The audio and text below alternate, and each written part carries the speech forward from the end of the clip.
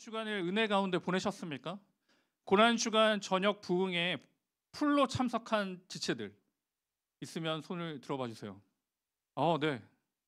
두세 명, 네 명. 많네요. 네, 많이 있습니다. 네, 너무 감사합니다. 이 고난 주간에 그 십자가의 또 은혜를 누리는 줄 믿습니다. 제가 이 오늘 부활절 설교를 준비하면서요, 다시 한번 뜻깊게 들은 노래가 하나 있습니다. 여러분의 이 부활절에 어떤 노래가 뜻깊고 의미 있게 다가오십니까? 화면 한번 보여주세요. 근데 혹시 이 노래 알아요? 아따 참말이여 믿을 수 없겠는디 하나님 인간이 되셔 이 땅에 오셨다고. 아따 참말이여 믿을 수 없겠는디 하나님 날 위해서 대신 죽으셨다고. 참말이여라는 노래인데 여러분 아세요? 몰라요? 아하, 또 세대를 실패했네요. 이 노래는 그 2014년도에 엠넷에서 트로트 경연대회에서 최종 3위를 한 곡이에요. 구자욱, 그때는 전도사님이었는데 구자욱 전도사님의 참말이여라는 노래 중에 가사말입니다. 처음 들어봐요? 그렇군요. 여기에 제 그 레터에는 뭐라 되어 있냐면요.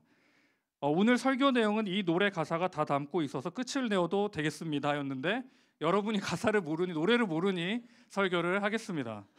네, 네, 여기 적혀 있는데 이거 한번 찾아보세요. 유튜브에 보면 그 전도사님이 자기 교인 두세 명을 데리고 백댄서를 쓰면서 막 찍었어요. 그래서 3위를 했어요. 정말로 여러분. 그래서 저도 나갈 생각이 있는데 저 뒤에 백댄서를 모집 중에 있습니다. 네, 큰일 나겠죠, 저는. 네. 여러분 이 노래 가사 말에 등장하듯이 우리 주님께서 이 땅에 오셨다입니다. 근데 여기 보면 아따 참말이여라고 하잖아요. 근데 미쁘다라는 말이 참이라는 말입니다. 미쁘다는 말이 참이에요. 우리 한번 보시면 미쁘다는 영어로 faithful인데요, 확실하다입니다. 그리고 믿었다라는 뜻이 있는데 그 믿었다라는 뜻은 믿음성이 있다는 거죠. 믿을 만한 가치가 있다입니다. 오늘 하나님께서 정말 믿을 수 있는 말이 무엇이냐, 정말 믿어야 하는 말이 있는데 그게 바로 예수 그리스도의 십자가에 죽으시고 부활하심이 참 진짜임을 이야기합니다. 그래서 우리가 이렇게 부활 주일로 즐겁게 감사하게 지내는 것입니다. 여러분 옆에 있는 사람의 말이 진짜인지 가짜인지 어떻게 확인할 수 있습니까? 여러분 어떻게 확인해요? 옆에 있는 친구의 말이 정말 진심인지 가짜인지 구별할 수 있는 방법이 있습니까? 물론 시간이 지나고 나면 그게 진짜인지 가짜인지 판결이 나죠. 근데 시간이 지나야 됩니다. 그래서 사기꾼들에게 사기를 당하는 이유는 정말 그럴싸하죠. 정말 진짜인 것처럼 말하기 때문에 사기꾼에게 넘어가는 겁니다. 증명을 해야 돼요. 그래서 직장에 들어갈 때도 증명을 하잖아요. 내가 어떤 학교를 나왔고 내가 어떤 자격증을 가지고 있고 증명하는 거죠. 오늘 하나님께서 이 예수 그리스도의 부활을 증명하시는데요. 어떻게 증명하시느냐? 바로 말씀으로 증명하고 계십니다. 그 증인 중에 한 사람이 바로 오늘 본문의 사도 바울입니다. 미쁘다, 정말 믿을만하고 확실하다. 우리는 어떤 믿음을 가지고 살아가는가, 이 부활절날 같이 말씀을 받도록 하겠습니다. 첫째, 우리의 믿음은 무엇이냐면요, 변화의 믿음입니다. 변화가 있습니다. 일상에서 변화가 일어나기 위해서는 한 가지 전제 조건이 있습니다. 촉매제가 있어야 돼요. 변화가 있어야 됩니다. 물과 기름을 섞으려면요, 비눗방울을 넣어야 돼요. 그래야지 뭔가 나타납니다. 폭약이 터지기 위해서는요, 스파크를 줘야 돼요. 그냥 폭약만 두면 폭발하지 않습니다. 촉매제가 없이는 변화가 일어나지도 않고요, 변화가 나타나지도 않습니다. 오늘 사도 바울의 고백이 그렇습니다. 보시면 오늘 자신의 회심에 대한 장면이 기록되어 있는데요. 바울, 사울이라고 하죠. 바울은 헬라식 표현입니다. 이전에 예수님을 믿는 사람들을 잡아오게 가두었던 사람이 사울, 곧 바울입니다. 그렇게 열심을 가졌고요. 그렇게 최선을 다해서 하나님 앞에 살았습니다. 그런데 인생의 촉매제가 나타났죠. 완전히 인생이 바뀌는 현상이 일어납니다. 바로 예수 그리스도를 만났습니다. 부활하신 예수 그리스도를 만났습니다.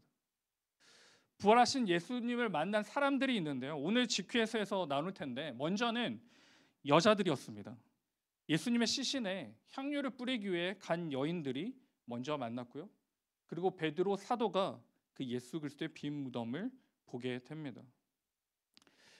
사울이 다메섹 도상에서 예수님을 만나게 되는데요. 사도행전 9장 3절에 보니까 사울이 길을 가다가 다메섹에 가까이 이르더니 홀련히 하늘로부터 빛이 그를 둘러 비추는지라.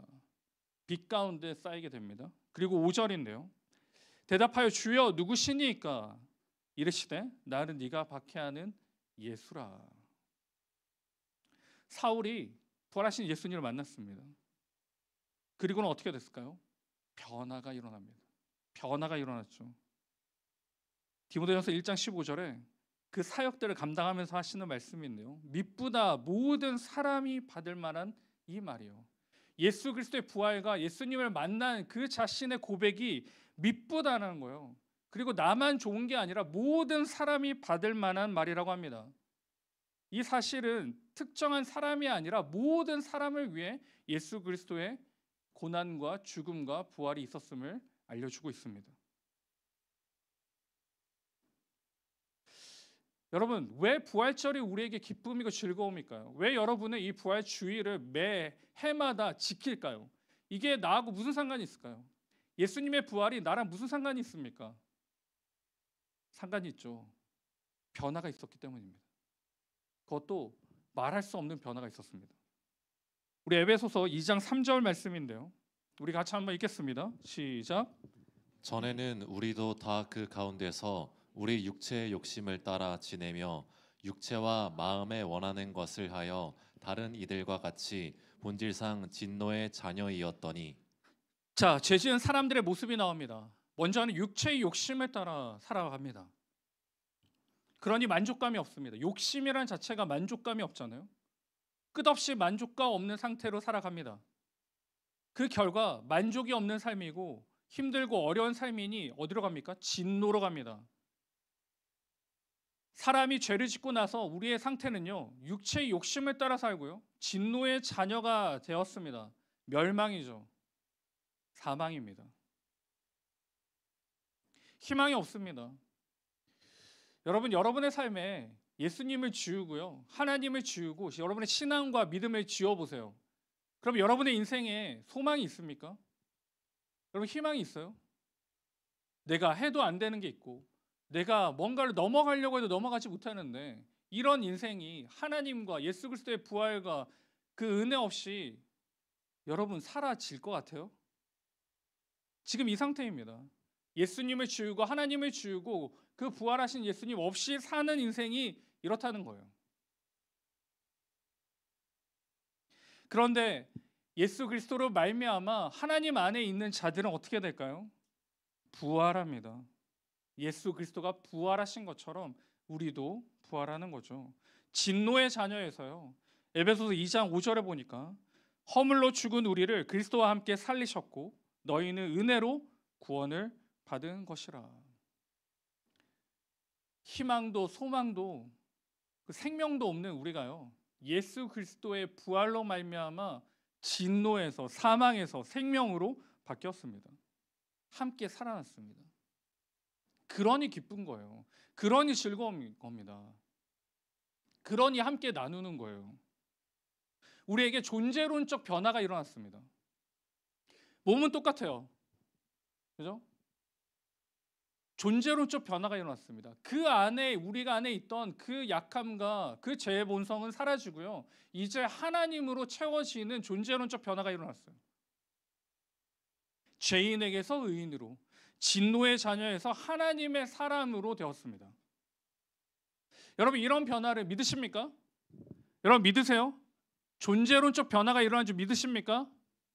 아멘. 근데 이 변화를 여러분 느끼고 살고 있습니까? 내가 존재론적으로 변한 것을 느끼며 살고 있느냐 말입니다. 이전에는 전혀 하나님 앞에 나아갈 수 없는 존재였습니다. 쳐다볼 수도 없고요. 죄인이니까요. 진노의 자녀니까요. 그런데 이제 회복되었습니다. 예수 그리스도의 부활로 말미암아 우리가 존재론적 변화가 일어나는데요. 근데 여전히 우리는 진노 안에 갇혀 있습니다. 그래서 어떻게 해요? 때로는 하나님을 무시하기도 합니다. 때로는 하나님을 내가 필요한 것으로 부리기도 합니다. 여러분, 이렇게 살고 있는 건 그 앞에 존재론적 변화 전의 삶입니다. 전의 삶이 뭐라고 했어요? 육체의 욕심을 따라 지내며 육체의 마음에 원하는 것을 하며 다른 사람들과 똑같이 진노의 자녀의 삶을 그대로 살고 있는 거예요. 나의 욕심을 채우기 위해, 그 욕심을 따라 살고 그 욕심을 위해 하나님 앞에 나아가는 것, 진노의 자녀입니다. 존재론적 변화가 일어나는데 여전히 우리는 이 진노 안에서 그냥 발버둥 치며 사는 거예요. 이 존재론적 변화가 현실적 변화로 이어지려면 어떻게 해야 될까요? 어떻게 해야 될까요, 여러분? 내가 알겠는데, 존재론적으로 하나님의 자녀가 된 것을 알겠는데, 그렇게 말씀이 말하고 있는 것도 알겠는데 왜 삶에서 나타나지 않는가? 그건 우리가 너무나 많은 것들을 기록해 놓고 붙들고 살기 때문입니다. 여러분이 정말 붙들고 있는 것들을 하나씩 지워보세요. 먼저는 하나님을 지워보세요. 그리고 예수님의 부활을 지워보시고, 그리고 예수님의 그 은혜를 지워보세요. 그러면 나에게 남는 건 뭔지, 그러면 나는 그것들을 살 수 있는지, 살 수 없을 겁니다. 그러면 반대로 가는 거죠. 하나님과 예수 그리스도의 은혜와 그 부활을 두고요, 나머지 것들을 지워보세요. 그러면 그것들 없이도 내가 살 수 있는지 확인해 보세요. 그것들 없이도 살 수 있습니다, 여러분. 그것들 없이도 살 수 있어요. 그게 변화의 밑분입니다. 변화예요. 그 전에는 하나님도 있어야 되고요, 이것도 있어야 되고 나의 욕심도 같이 있어야 돼요. 그래서 가끔씩은 하나님이 나의 욕심도 채워주셔야 됩니다. 근데 그건 변하기 전이잖아요, 여러분. 예수님이 참으로 부활하셨다면 우리의 존재론적 변화가 삶으로 나타나야 됩니다. 그러니 오직 하나님과 예수 그리스도와 그 부활과 그 은혜를 두고 나머지는 다 지워버리세요. 그래야지 살아갈 수 있습니다. 그래야지 살아내는 거예요. 사랑하는 여러분, 존재론적 변화가 일어난 줄 믿으시기 바랍니다. 그러니 이걸 붙들고 살아가세요. 이 은혜로 살아낼 수 있습니다.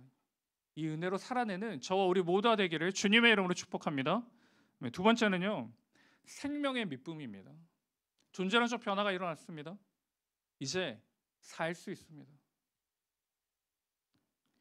교회에 대한 오해가 있습니다. 신앙생활에 대한 오해도 있고요. 그 오해는 뭐냐면요, 내가 믿음 생활하고 신앙 생활하면 나에게 유익이 있을까라는 질문입니다. 여러분 어떠세요? 이렇게 좋은 날, 또 이렇게 많은 시간들을 교회에 나와서 예배드리고 나눔하는 게 아까우십니까? 아니면 괜찮으세요? 어떻게 생각되십니까? 이 시간에 내가 책을 봐도 몇 자를 더 보고, 이 시간에 내가 공부를 해도, 내 자기 개발해도 얼마나 많이 하는데, 이런 걱정과 고민이 있으십니까? 손해보는 것 같고 시간이 아깝습니다. 이런 지체들이 있어요. 공부는 안 하지만 독서실에만 가면 안정감을 누립니다. 내가 공부는 안 해도 딴짓을 하더라도 이제 편안한 거죠. 근데 교회 나오면 불편해요. 불안하고. 왜 그럴까? 여러분, 왜 그럴까요? 우리에게 질문해 봐야 됩니다. 난 정말 예수 그리스도의 부활을 믿는가? 난 정말 예수 그리스도께 부활하신 걸 믿는가? 질문해 봐야 됩니다. 사망에서 생명이 되었는데, 내가 사망에서 생명이 된 건 내가 공부해서 된 것도 아니고 내가 어떤 자격에 갖추어서 된 게 아닌데, 우리는 오해하는 거죠.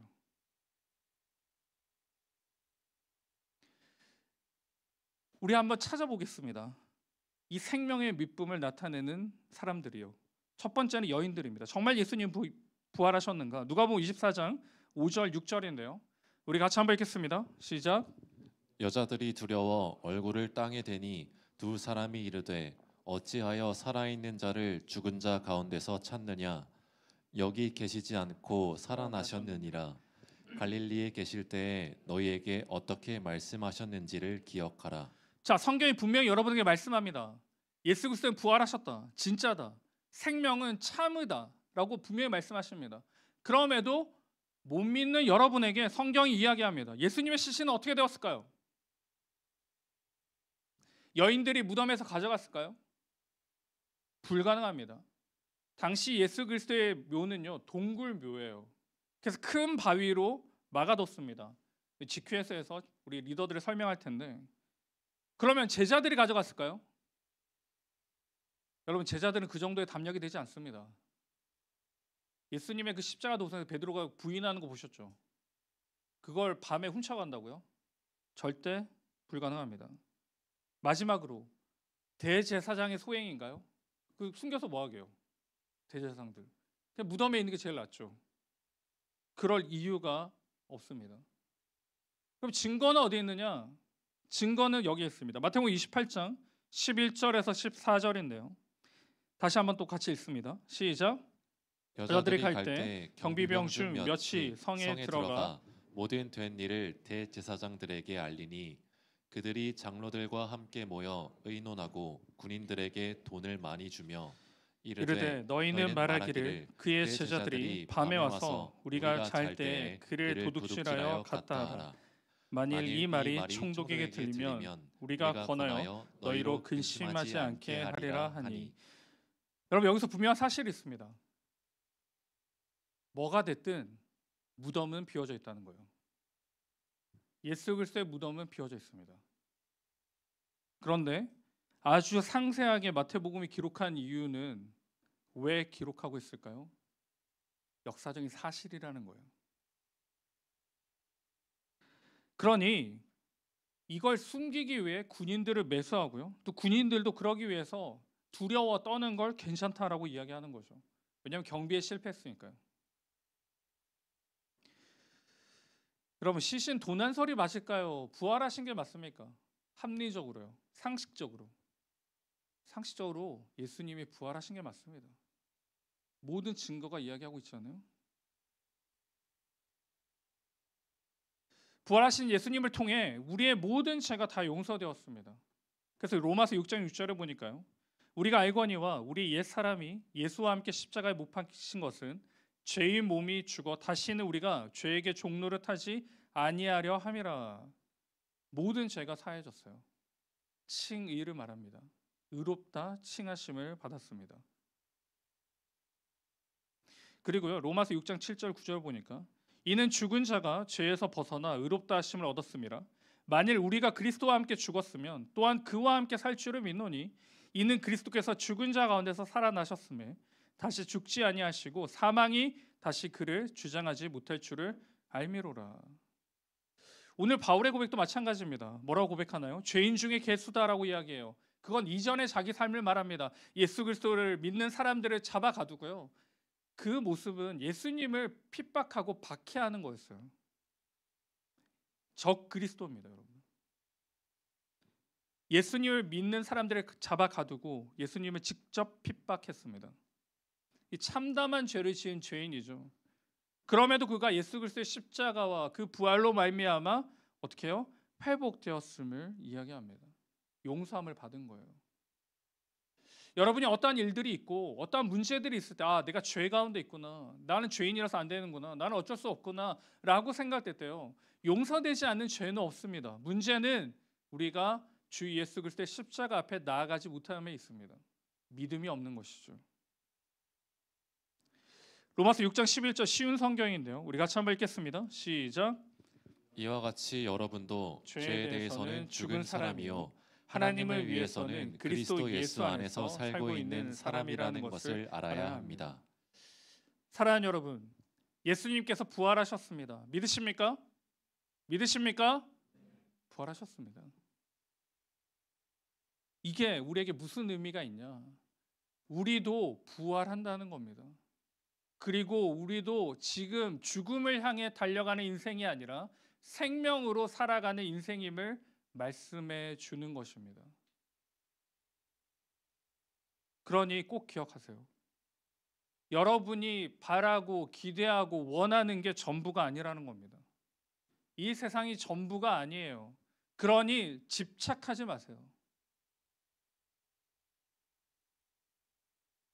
내가 이루고 싶은 것을 당연히 열심히 이루어야겠죠. 그런데 그게 되지 않는다고 좌절하고 낙심하고 낭망하지 마세요. 우리의 인생은 거기에 있지 않습니다. 그게 전부가 아니에요. 그런데 왜 집착하죠? 그게 전부니까요. 내가 앞에 보이는 게 전부니까 집착해요. 안 되면 너무나도 힘들고 너무나도 낭망하고 낙심하고 모든 게 다 없어진 것처럼 집착하는 거죠. 여러분, 우리는 세상에 집착하며 사는 존재가 아닙니다. 부활의 그 감격과 생명으로 살아가는 사람들이에요. 우리를 통해 무엇을 보느냐? 네가 예수님을 믿어서 잘 되고 잘 나가고 높은 자리에 있구나가 아니에요. 우리를 통해 예수님이 부활하셨구나. 부활한 걸 믿는 사람의 모습은 저렇구나. 다르구나. 역시나 예수님은 살아계시구나를 보여줘야 됩니다. 이 세상 사람들과 똑같이 집착하니 교회도 똑같구나. 예수님이 부활 안 한 것 같구나. 여러분, 우리의 삶을 보세요. 예수님이 부활한 것 같습니까? 옆에 있는 지체들 한번 보세요. 지체들의 삶을 보면서 예수님이 부활한 것처럼 보여요? 예, 역시 할렐루야. 역시 우리 분당 하나교회 청년교구는 은혜가 넘칩니다. 여러분, 그럼 우리 교회 말고 다른 교회 사람들 보세요. 저 사람이 교회 다닌다고? 안 다니고 말지. 부활의 감격과 삶이 똑같아요. 예수님 부활하신 걸 믿는다는데 어떻게 우리가 똑같이 살아갈 수 있습니까? 여러분, 세상에 집착하지 마세요. 집착하는 게 아니라요. 우리는 세상에 승리하는 겁니다. 그 안에서 나는 하나님의 사람을 어떻게 해 나가는지를 선포하는 거예요. 그게 이 부활주일에 우리의 생명의 미쁘다라는 뜻입니다. 말씀을 맺겠습니다. 사랑하는 여러분, 하나님께서 저와 여러분을 사랑하셨고 그래서 약속하셨고요. 그 약속을 성취하셨습니다. 예수님을 죽음까지 내어주셨고 그리고 그 부활로 말미암아 우리에게 소망과 희망을 주셨어요. 근데 여러분, 우리는요 어떻게 하고 있냐면요, 또 다른 예수님의 십자가를 기다리고 있습니다. 여전히 내 삶엔 생명이 없고 내 삶은 기쁨이 없고 즐거움이 없으니까 구원자가 없는 것처럼 살아갑니다. 또 다른 구원자를 기다려요. 하나님, 또 다른 예수님을 보내주세요. 또 다른 십자가가 필요합니다. 참담한 죄를 범하고 있는 거죠. 예수 그리스도께서 저와 여러분을 위해 십자가에서 죽으시고요, 부활하셨습니다. 또 다른 구원자는 필요가 없습니다. 이 예수님의 이루어주신 이 구원과 이 은혜를 가지고요, 여러분, 이번 한 주간도 정말 부활 소망을 가진 사람은, 부활 소망을 가진 청년은 다르게 사는구나를 꼭 나타내시기 바랍니다. 그 삶으로 말미암아 부활의 그 생명과 그 은혜와 그 복음이 우리를 통하여 흘러갈 줄 믿습니다. 이 믿음 붙잡고 이번 한 주간도 살아가시는 저 우리 모두가 되기를 주님의 이름으로 축원드립니다.